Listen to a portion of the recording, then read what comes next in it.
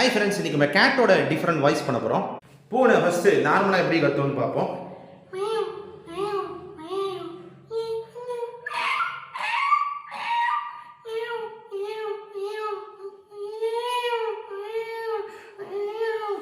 பூனை கோவம் வந்து எப்படி கத்தும் பார்ப்போம். ஃபஸ்ட்டு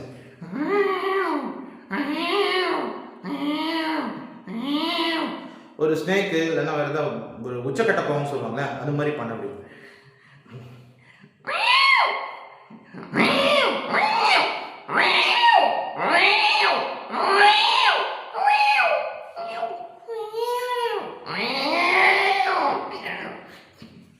குட்டி பூனை ஏதாவது சொல்லுவோம்.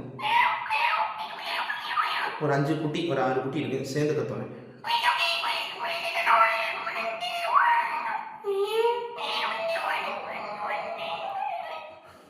நம்ம ஏதாவது பேசினா கூட அது